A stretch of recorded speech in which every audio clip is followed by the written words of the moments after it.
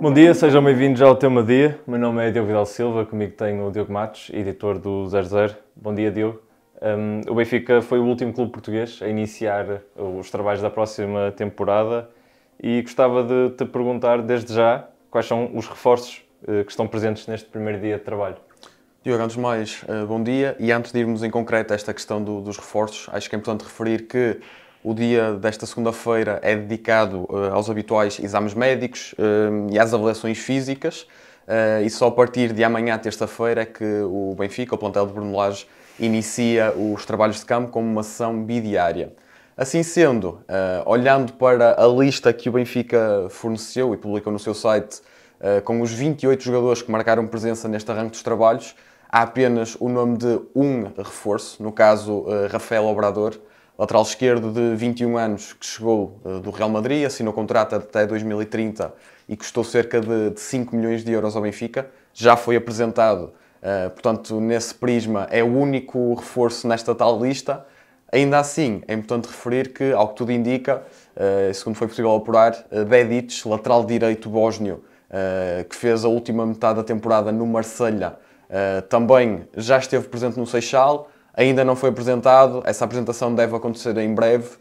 Estamos a falar de um jogador de 22 anos, que vai custar cerca de 10 milhões de euros ao Benfica, e neste arranque dos trabalhos estão já resolvidas duas situações que o Benfica tinha pendente há bastante tempo: a situação do lateral esquerdo e a situação do lateral direito, principalmente do lateral direito, porque do esquerdo tem a ver um pouco com a saída do Carreiras, que vamos falar já daqui a pouco, mas a nível de nomes de reforços são estes dois, basicamente. Sim. E que outras novidades há a destacar? Eu acho que é importante referir aqui uma grande mudança estrutural que está a existir no Benfica. Várias notícias saíram nas últimas semanas e começam a materializar-se a partir deste momento. Deu-se a saída de Lourenço Coelho, até aqui diretor-geral para o futebol do Benfica, e de Rui Pedro Brás, até aqui diretor desportivo, e à entrada de Mário Branco. Alguém já com bastante experiência, trabalhava no Fenerbahçe com José Mourinho, vem para o cargo de diretor-geral para o futebol, já esteve presente hoje no Seixal, e podemos falar aqui numa mudança de paradigma. Afinal de contas, tanto Rui Pedro Brás como Lourenço Coelho estavam já há bastante tempo na estrutura encarnada, e é realmente aqui uma mudança assinalável. Assim sendo, olhando para a tal lista que eu referi há pouco, há realmente aqui três nomes que podemos referir como novidades ou como situações a explorar, digamos assim. A primeira é a presença de Samuel Dal, que não é uma novidade, mas foi contratado em definitivo, portanto acho que é importante assinalar-se. E temos também a presença de Tankstead e de Henrique Araújo, dois avançados que estiveram emprestados na temporada passada. A posição de ponta de lança do Benfica passou aqui por algumas mudanças, que também vamos falar daqui a pouco.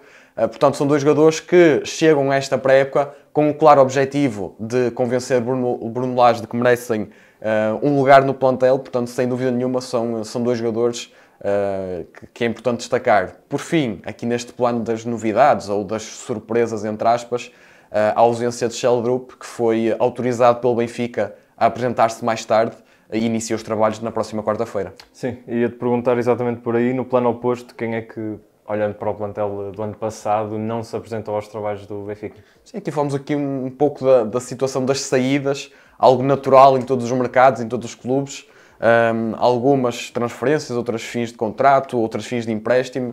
A principal é uma que já falámos aqui, a situação do Carreiras. Ainda não foi apresentado no Real, mas a situação está a resolver-se.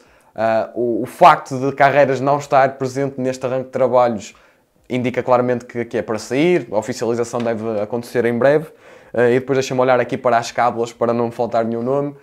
Di Maria, em fim de contrato com o Benfica, arrumou ao Rosário Central, já jogou, já marcou. Temos jogadores que estavam emprestados e foram devolvidos aos clubes de origem, nomeadamente Renato Sanches, o Belotti e o Amdouni, sobre quem o Benfica não exerceu a opção de compra. E por fim, há dois jogadores que foram transferidos, ou seja, envolveu aqui compensações monetárias para o Benfica, nomeadamente a situação do Artur Cabral, que rumou ao Botafogo, e por fim a situação do Coxo, que foi apresentado muito recentemente como reforço do Besiktas. Sabemos que foi um grande investimento do Benfica.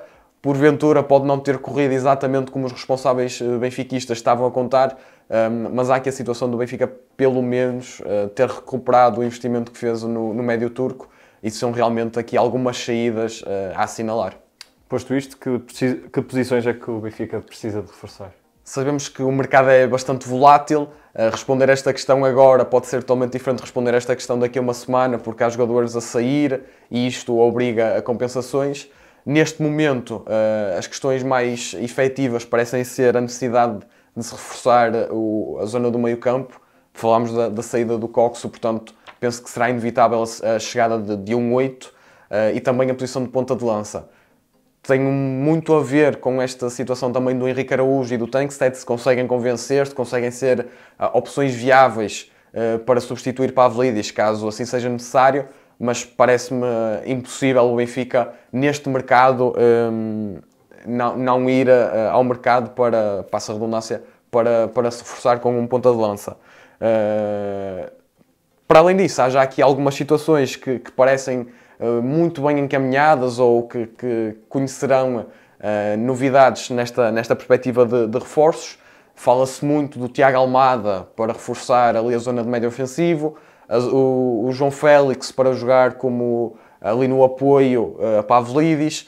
Porventura, se o Florentino de Lis sair, há necessidade de se contratar um médio defensivo, e aqui já se fala há bastante tempo do Barrenetxea, do Aston Villa. Portanto, há aqui vários nomes em cima da mesa e, por fim, acho que é importante também destacar a situação do central. Neste momento, o Benfica apresenta-se com 3 centrais do plantel principal, digamos assim: Otamendi, António Silva e Tomás Araújo, que à partida já jogará no centro do terreno, agora que há reforços na lateral direita. Ainda assim, há jovens da formação que podem ocupar essa tal quarta vaga, mas também tem sido noticiada a possibilidade do António Silva sair, portanto pode haver novidades realmente nesta posição de defesa central. Por fim, e para também encerrar o capítulo Benfica, podemos dizer que o Benfica tem um calendário apertado, até porque faltam pouquíssimas semanas para começar a temporada. Sem dúvida, Diogo, sem dúvida, até porque foi uma situação que já foi criticada pela própria direção do Benfica, e eu acho que é importante falarmos aqui de datas em concreto para se perceber a situação. O último jogo do Benfica, no caso no Mundial de Clubes frente ao Chelsea, foi no dia 28 de junho. Passado 2 semanas, o Benfica está a iniciar a pré-temporada, lá está neste dia 14 de julho, e daqui até aos primeiros jogos oficiais vai realmente passar num instante. Temos cerca de 2 semanas e uns pauzinhos, porque o Benfica tem o seu primeiro jogo no dia 31 de julho, no caso a Supertaça contra o Sporting, e daí para a frente o mês de agosto é caótico para os comandados de Bruno Lage. Tem a primeira mão da terceira pré-eliminatória da Champions ali 5, 6 de agosto, primeira jornada do campeonato no fim de semana de 9, 10 de agosto, a segunda mão da terceira pré-eliminatória 12, 13 de agosto, e depois até ao final do mês de agosto há ainda mais campeonato, e se o Benfica passar a terceira pré-eliminatória, há também 2 eliminatórias do play-off. Um mês extremamente importante, bastante carregado para o Benfica.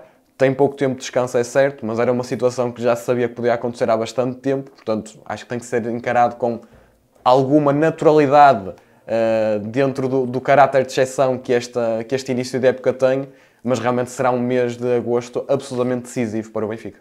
Obrigado, Diogo. O Benfica foi o grande destaque no tema do dia, mas não percam, nesta segunda-feira há novo episódio de Mercado Flash, como sempre, desde o início até ao final do mercado de transferências, hoje com a apresentação de Humberto Ferreira.